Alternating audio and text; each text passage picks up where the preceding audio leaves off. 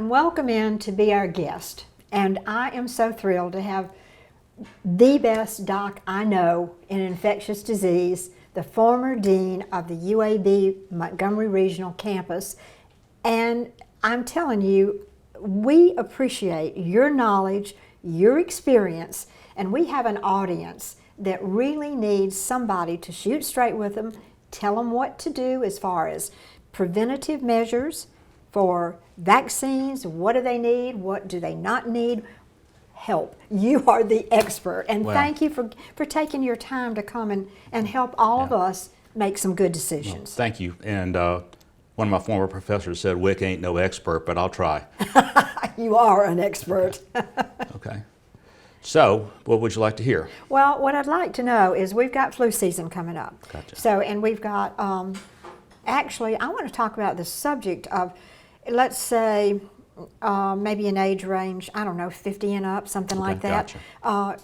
What are the vaccines we need to be looking at? Okay. What do we need to do? And then I want to cover a lot of them. People don't know whether to get the shingles or whether to get not. What about the pneumonia vaccine? What about the COVID vaccine? Is it right for everybody? Is it probably right for you and your doctor and some people? Gotcha. Well, to put things in perspective, in the year 1900 in the United States, the average life expectancy was 47 years. In the year 2000, the average life expectancy was 79. So that's an improvement of 32 years. Wow.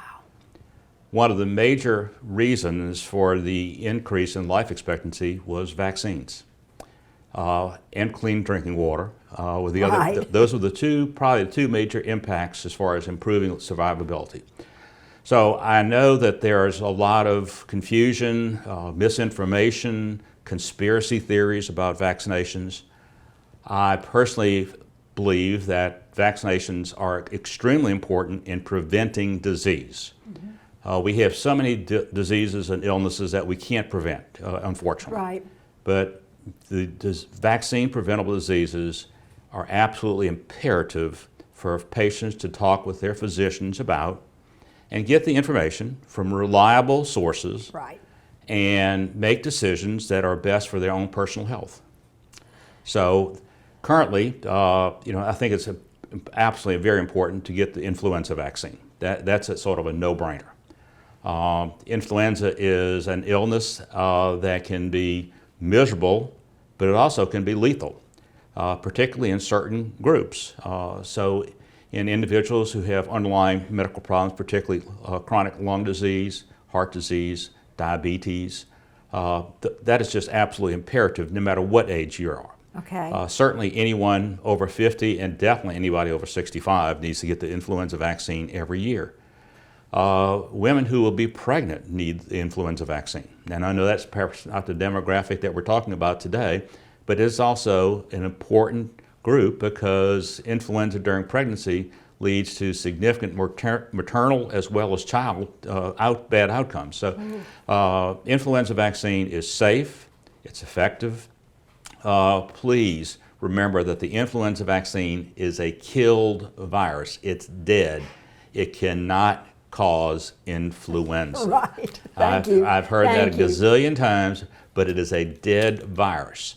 So therefore, it can cause your arm to be sore perhaps for a day or two. You may have a little bit of low-grade fever or aches for a day or two, but it does not cause influenza. Okay. The second that I think is a vaccine that is very well studied and well understood is for pneumonia, for pneumococcal pneumonia. Pneumococcus is a bacteria, the most common cause of bacterial pneumonia in all age groups. It is preventable.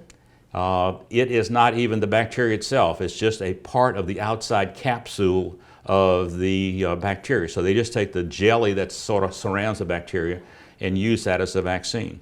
There are numerous different formulations of the pneumococcal vaccine. And it depends on sort of the sequencing of which vaccines you've received. So there were some initial vaccines that were available 25, 30 years ago, and we've developed newer vaccines that have different components. You will have to speak with your physician to find out which pneumococcal vaccine you've received in the past and which one you would be eligible for now. Pneumococcal vaccine is extraordinarily safe. It has virtually zero adverse effects. And I can't emphasize how important that is to prevent not only pneumonia, but it also can prevent invasive disease from the pneumococcus. The invasive disease from pneumococcus is bloodstream infection and rarely meningitis. So it is very important to get the pneumococcal vaccine. That's just a once in a lifetime? No, ma'am. You have to, probably in most groups, you have to reboost that every 5 to 7 years. Okay. So influenza know. once every year because the virus changes its sort of genetic makeup. Pneumococcus, depending on which vaccines you've received in the past, the sequence will depend on how often you get it in the future. We just have had so much information from Dr. Many. Thank you very much. There is so much that we don't want to stop here, but what we'll do is we'll extend this and we'll be back with you on more information that you need on vaccines next week. Thanks for being with us.